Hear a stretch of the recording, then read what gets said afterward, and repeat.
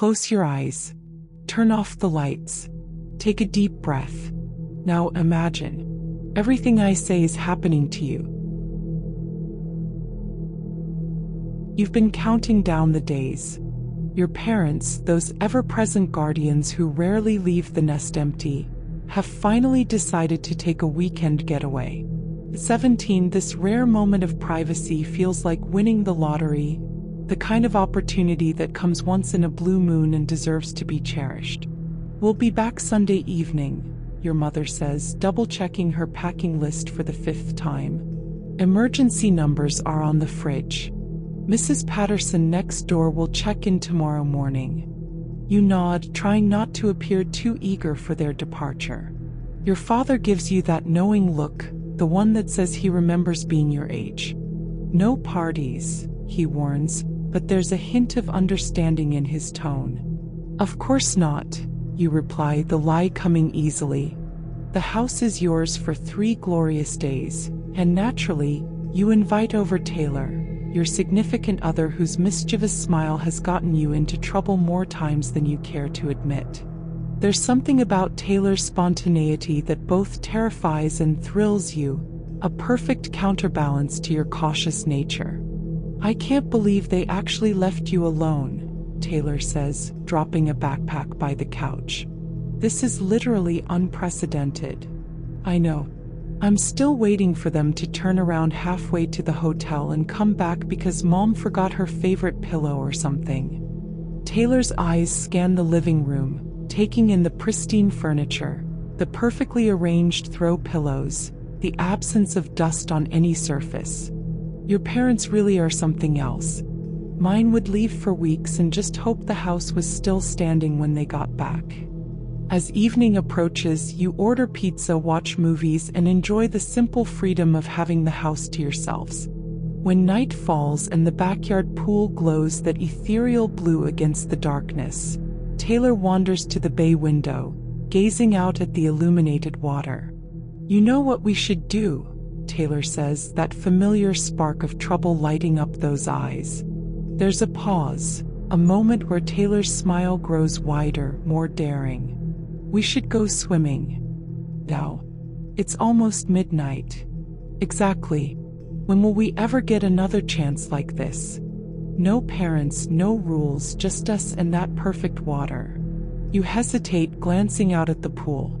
It does look inviting, the surface like glass under the starlight. The neighbors might see. Taylor moves closer, fingers intertwining with yours. So we'll be quiet. Come on. Live a little. I don't know. You begin, but Taylor's already pulling you toward the sliding glass door. When was the last time you did something truly spontaneous? Taylor challenges. Something just for the thrill of it. And then the knockout punch. Let's skinny dip. When will we ever get another chance like this? You've always been the cautious one, the rule follower. But tonight feels different. Tonight feels like freedom. The idea sends a mixture of excitement and anxiety through your body, that delicious confluence of emotions that only comes from breaking rules you've always respected. Fine, you concede, feeling a rush of adrenaline. But if we get caught, I'm blaming you. The water embraces you both as laughter fills the night air. The sensation is exhilarating, the warm water against your skin, the slight breeze causing goosebumps, the knowledge that you're doing something forbidden. Through the large bay windows, you can see the warm glow of the living room lights. It feels like looking into a diorama of your own life, familiar and safe despite your momentary rebellion. Taylor is in the middle of telling a story about last summer's camping trip when something catches your eye. Through the windows, past the living room furniture on the far wall inside. A shadow. Moving. Distinct. Unmistakable. Human. Your blood runs cold as you watch the shadow disappear deeper into the house. It wasn't the reflection of the pool water or a trick of the light. Someone is inside. Your mind races, trying to rationalize what you've just seen. Maybe it's the neighbors checking in? At midnight? Without knocking? What's wrong? Taylor asks, noticing your sudden stillness. With as much calm as you can manage, you whisper, "I think there's someone in the house." "What? Are you serious?" "I saw a shadow moving across the living room wall. Someone's in there." Taylor's playful demeanor evaporates instantly. "What do we do?" "Call the police." "You consider it, but there's a problem. Our phones are inside, and so are our clothes." "Oh God," Taylor whispers, the reality of the situation sinking in. "We need to get out of the pool," you say, trying to keep your voice steady. "As quietly as possible. I'll go check it out. You hide in the pool house and don't come out until I come get you." "You can't go in there alone," Taylor protests, though in a hushed tone. "I know the house better than you do. If there is someone in there, I might be able to grab our phones without them noticing." You both exit the pool with as little splashing as possible, grabbing towels from the nearby chairs. You direct Taylor to the pool house while you approach the sliding door. Heart hammering against your ribs, you slip into the kitchen, leaving wet footprints on the tile floor. You grab a knife from the cutting board where your mother had been preparing vegetables before leaving. The house feels different now, violated. Every shadow seems to hide a threat. Every creak becomes a warning. You move through the familiar rooms with new awareness, scanning for signs of the intruder. A dining chair pulled out slightly. A picture frame tilted at an odd angle. A coffee mug you don't remember using sits on the counter. Small things, deliberate things, the kind of details that would be overlooked in a normal theft but stand out glaringly in the quiet emptiness of the house. You check the living room, the dining room, your parents' office. Despite checking every room on the ground floor, you find no one. The stairs to the second floor seem to stretch endlessly upward, each step a potential revelation or trap. But you climb them anyway, knife gripped tightly, ears straining for any sound. Your room, your parents' room, the guest bedroom, the upstairs bathroom, all empty. All undisturbed save for those small, unsettling changes. A book moved from its shelf. A drawer not fully closed. The hallway runner slightly askew. All doors are locked. All windows secured. No signs of forced entry. It doesn't make sense. You begin to doubt what you saw, wonder if the combination of night swimming and forbidden adventure has made you paranoid. You return to the kitchen and call the police. They arrive within 15 minutes, 2 officers who take your story seriously despite the lack of evidence. They do a thorough search of the house and yard but discover nothing. No forced entry, no footprints, no explanation. "Maybe you scared them off when you came inside," one officer suggests, but his tone lacks conviction.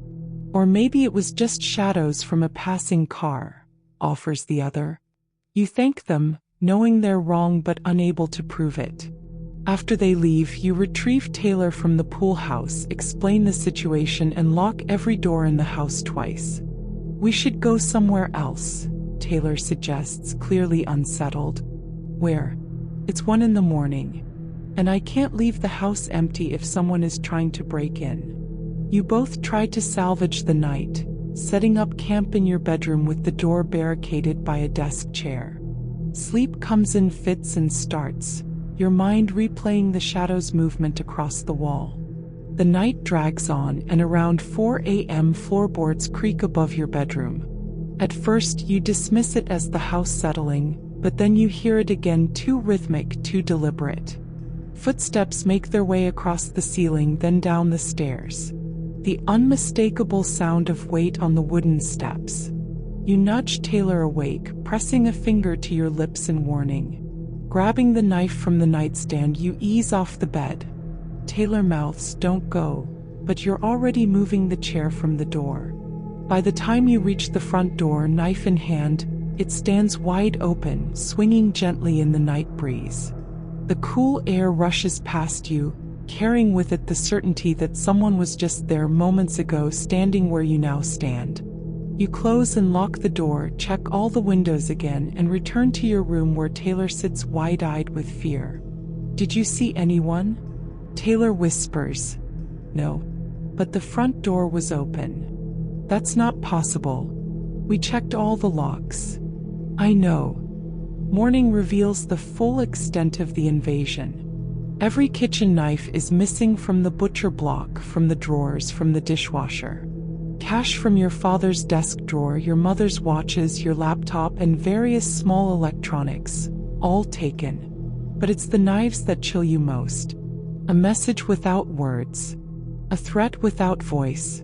When your parents return Sunday evening, you tell them everything. To your surprise, they believe you immediately. Your father calls a locksmith to change all the locks. Your mother mentions installing a security system. "We should have done it years ago," she says, looking troubled. "After the Wilsons had their break-in last summer." Even with new locks, even with police reports filed and security measures taken, the mystery remains unsolved: how someone entered, where they hid during the police search, why they took what they took. Even now, months later, you sometimes wake up at night, listening for footsteps that shouldn't be there, wondering if they're watching, waiting for another perfect opportunity. The shadow on the wall has become a permanent fixture in your nightmares, a reminder that safety is often nothing more than an illusion.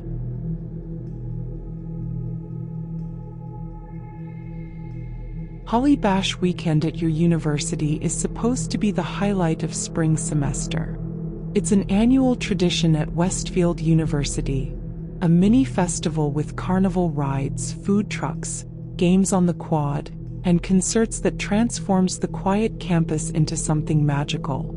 For 2 days, the historic Holly Bush Green becomes the center of student life, a place where memories are made and stress is forgotten. "Who do you think the surprise headliner will be?" your roommate asks as you both get ready for the evening. It's Saturday night, the main event, and excitement pulses through campus like electricity. "I heard rumors it might be The Weeknd," you reply, though you know it's probably wishful thinking. Or maybe Billie Eilish. The suburban town of Glenboro that surrounds the university rarely feels dangerous. It's the kind of place where people leave their doors unlocked and know each other by name. The kind of place where the biggest crime is usually someone's dog getting loose or teenagers spray painting the water tower. Even at 2 a.m. when you're walking alone from a friend's dorm back to Chestnut Hall, you feel perfectly safe. The concert ends around midnight, but the parties are just getting started. You spend the next few hours hopping between dorms, catching up with friends, riding the wave of Holly Bash excitement that will carry most students through until sunrise. "You sure you don't want me to walk you back?" your friend Alex offers as you prepare to leave their dorm in Bryant Hall around 2:15 a.m. "It's literally a 5-minute walk," you laugh. "I'm good." What you don't know is that earlier that night, around 12:30 a.m., approximately 10 masked individuals were spotted riding bikes around campus, banging on doors, causing disturbances. Security alerts were sent out, social media was buzzing with warnings, but your phone died shortly after the concert and you missed those urgent messages. You're simply focused on getting home after a night of celebration, tired but happy, your mind replaying highlights from the day. It's 2:30 a.m. when you swipe your ID card into Chestnut Hall. The lobby appears normal at first. The usual late-night lighting, the corkboard covered with event flyers, the vending machines humming in the corner. But as you turn toward the stairwell, something catches your eye. Someone is sitting in the lounge area. That alone wouldn't be strange. Students keep all hours, especially during Holly Bash weekend. But this person is wearing a black ski mask, pulled down over their face with only eyes visible through the slits. They're completely silent, perfectly still, just watching. Your brain struggles to process the image. Why would someone be sitting there in a mask at this hour? Perhaps it's a prank? A Holly Bash stunt? You pause near the entrance, frozen in indecision. Should you acknowledge them? Ignore them? Call security? Before you can decide what to do, the figure leaps up and turns toward you in one swift motion. The movement is so sudden and so aggressive that your body reacts before your mind can catch up. Instinctively, you run down the hall and lock yourself in the nearest bathroom, heart pounding in your ears. Inside the bathroom, you press your back against the door, breathing heavily. You try to rationalize what you just saw. Maybe it's just someone playing a stupid joke. Maybe they're coming back from a costume party. But the way they moved, predatory, deliberate, suggests something more sinister. You pull out your phone, intending to call campus security, but remember it's dead. You're alone, trapped in a bathroom with no way to call for help. You wait 5 excruciating minutes before daring to peek out, counting each second, straining to hear any movement in the hallway.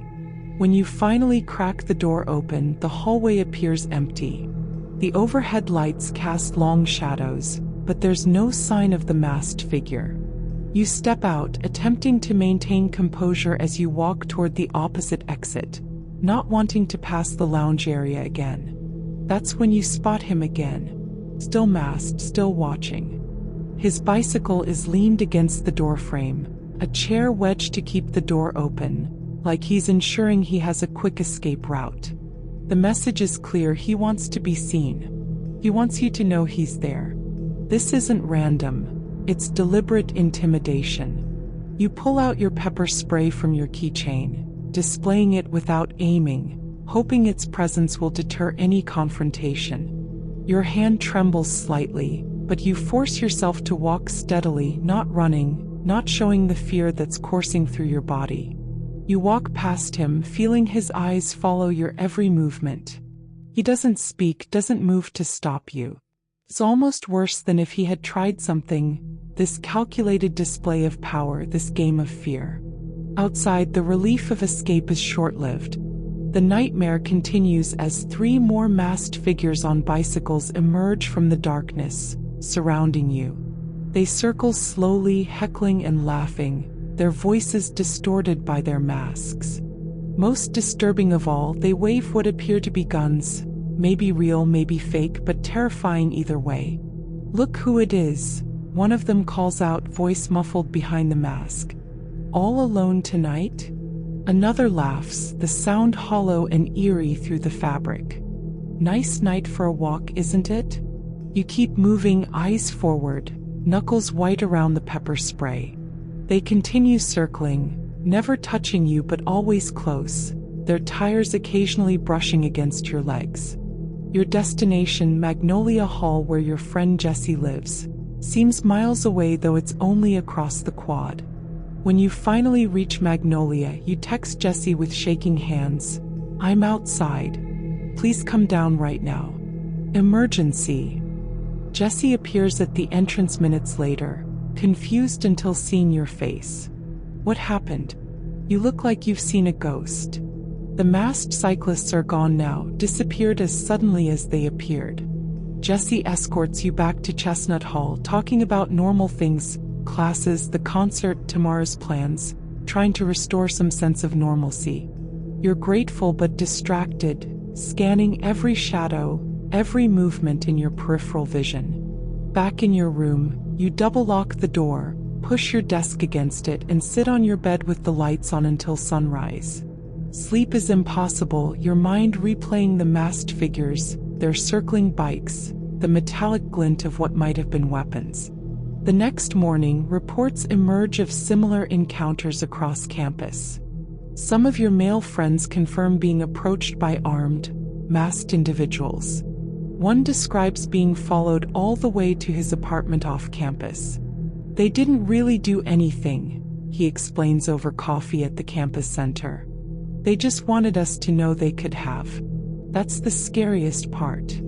Campus police eventually respond to the multiple reports, increasing patrols and issuing a formal statement about investigating the incidents. But questions linger like fog over the quad. Who are these people? Local troublemakers?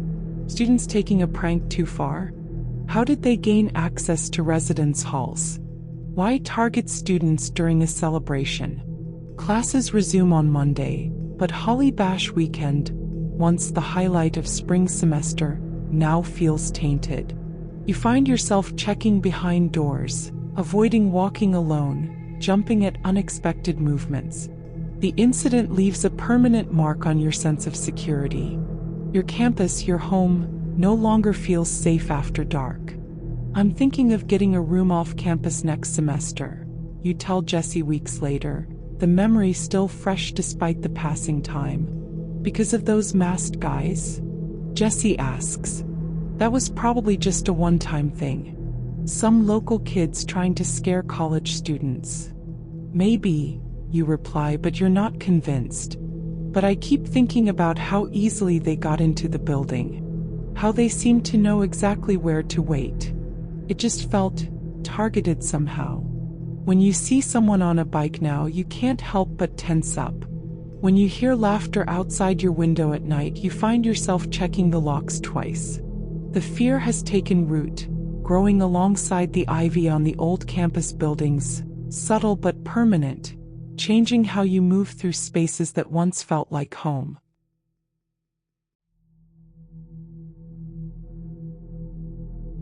Summer's ending, and your partner Jordan is hosting the annual counselor party at their impressive suburban home. The 3-story house with its sprawling yard, heated pool, and designer furniture makes it the perfect venue for such gatherings. Standing in the kitchen, watching people arrive through the French doors leading to the backyard, you can't help but marvel at the sheer size of the place. Your house is ridiculous, you tell Jordan, accepting a glass of something colorful and strong-smelling. I still can't believe your parents just let you have these parties. Jordan shrugs, casual as always.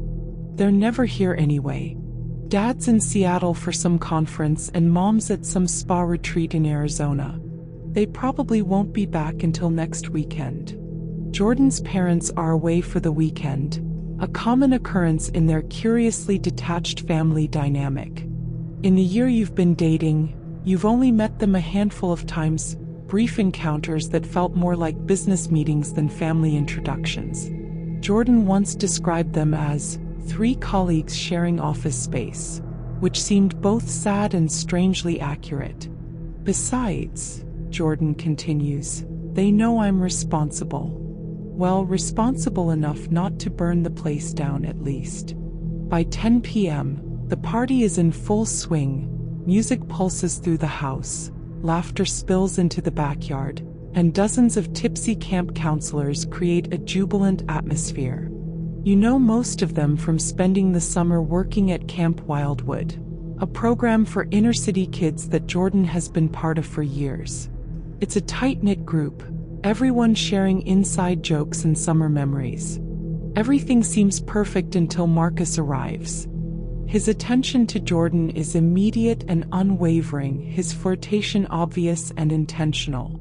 He stands too close, laughs too loudly at Jordan's jokes, touches Jordan's arm or shoulder at every opportunity. You watch from across the room, sipping your drink, trying not to let it bother you. Have they always been like that? You ask Lisa, another counselor, nodding toward Marcus and Jordan. Lisa follows your gaze and grimaces slightly. Marcus has had a thing for Jordan since orientation week. I thought he'd gotten over it when you two started dating, but I guess not. You notice, of course. It's impossible not to. But confrontation isn't your style, especially not in the middle of a party with all of Jordan's friends watching. Instead, you adopt a friendlier approach, making your way over to them with a fresh drink in hand. Hey Marcus, you say, voice dripping with manufactured warmth. Looks like you could use a refill. Offering Marcus drink after drink, engaging him in conversation while ensuring his glass never empties becomes your strategy for the next hour. Your tolerance far exceeds his, a fact you attribute to genetics and practice. By midnight, he's unconscious on the basement couch, arm dangling over the edge, drooling slightly onto a decorative pillow. Did you seriously get him drunk on purpose? Jordan confronts you in the kitchen, eyes narrowed with suspicion. What? No, you lie, arranging chips on a plate. He did that all on his own, right? And you just happened to be bringing him drinks all night out of the goodness of your heart. You sigh, setting down the plate. Okay, maybe I helped the process along a little. But come on, he was all over you all night. Jordan's expression hardens slightly. So, you don't trust me. It's not about trust. It's about respect. He wasn't respecting our relationship. The argument is brief but adds tension to an already complicated evening. Jordan walks away, disappearing into the crowd of party guests, leaving you alone in the kitchen, feeling both justified and slightly guilty. Needing space, you step outside into the cool night air. The front driveway is empty except for a few parked cars. The music from inside now a dull thud rather than an overwhelming beat. Standing in the driveway, gazing at stars appearing between scattered clouds, you spot a figure at the property's edge, motionless, watching from beneath a street lamp. At first, you think it might be a neighbor annoyed by the noise, or maybe another late-arriving party guest unsure which house to enter. But something about the stillness, the way they're simply standing there, unmoving, sends a chill through you despite the warm evening. Perhaps emboldened by alcohol, you approach. "Can I help you?" you call out, trying to sound both friendly and authoritative, like you belong here, like this is your territory to defend. The figure steps forward slowly. A man, though his features remain obscured in shadow. He's older, maybe in his 50s, wearing clothes that don't quite fit right, too loose in some places, too tight in others. There's something off about him, something that makes your instincts scream caution. Instead of answering your question, he asks, "Are Jordan's parents home?" He mentions them by name, Mr. and Mrs. Thornhill, as if familiar with the family. Alarm bells ring in your mind. How does he know who lives here? Why is he asking about their presence specifically? You lie, claiming they're inside, hoping to deter whatever intentions this stranger harbors. "Oh," he says, nodding slowly. "Okay." The way he says it makes it clear he doesn't believe you, but he seems unwilling to challenge the claim directly. He turns and walks away, not toward a car or neighboring house, but straight down the darkened street until he vanishes from sight. You stand there for a moment, watching the space where he disappeared before hurrying back inside. The encounter leaves you unsettled, but the noise and energy of the party soon pull you back into the moment. You find yourself in the basement with a smaller group, playing ping pong and talking about plans for the fall semester. Jordan is nowhere to be seen, probably still avoiding you after your argument. When the doorbell rings, something feels wrong. It cuts through the music like a dissonant note, immediately capturing your attention. Jordan had instructed everyone to use the back entrance, which doesn't have a bell, specifically to avoid disturbing the neighbors.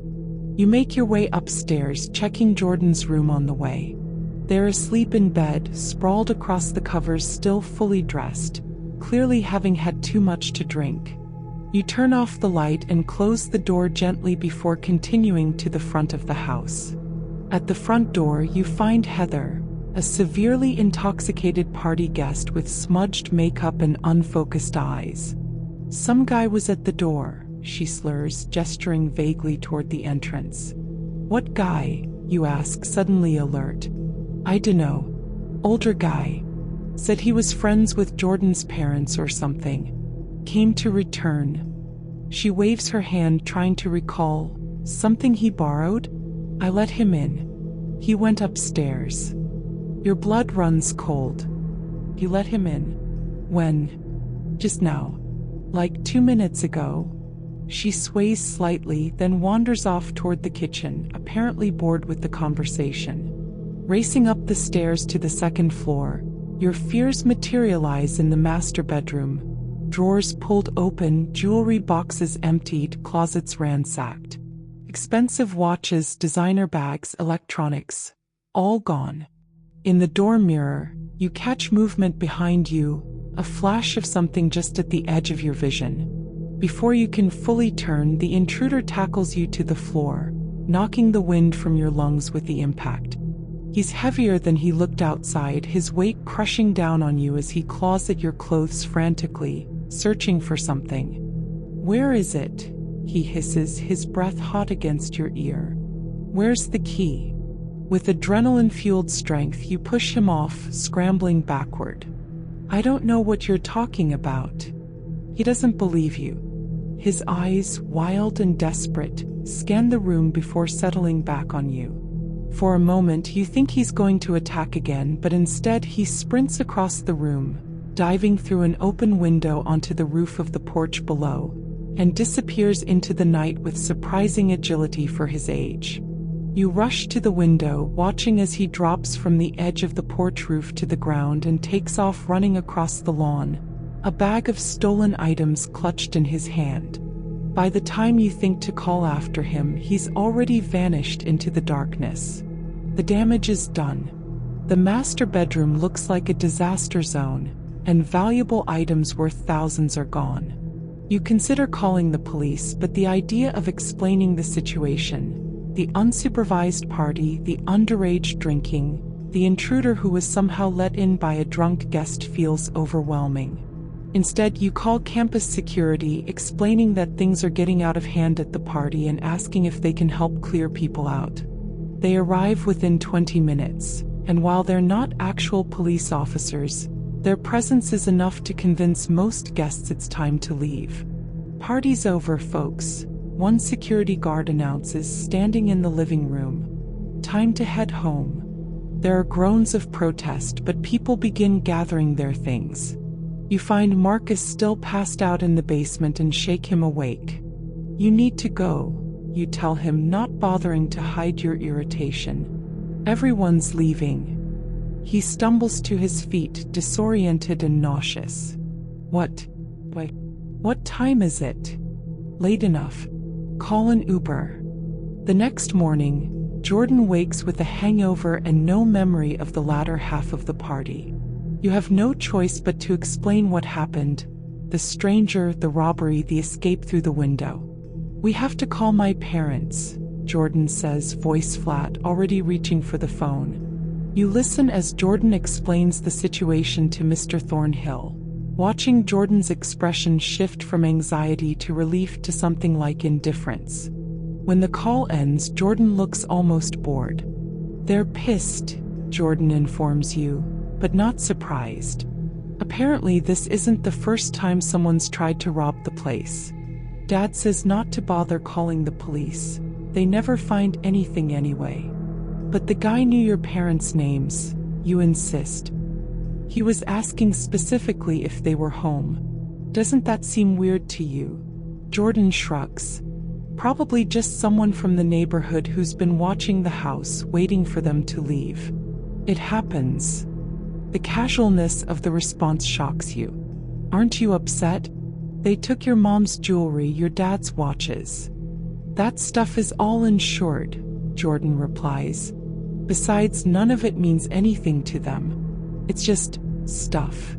Looking back weeks later, that night revealed more about Jordan and the Thornhill family than any conversation could have. Their indifference to the violation of their home, their casual acceptance of loss, their emotional distance, all signs you should have recognized sooner.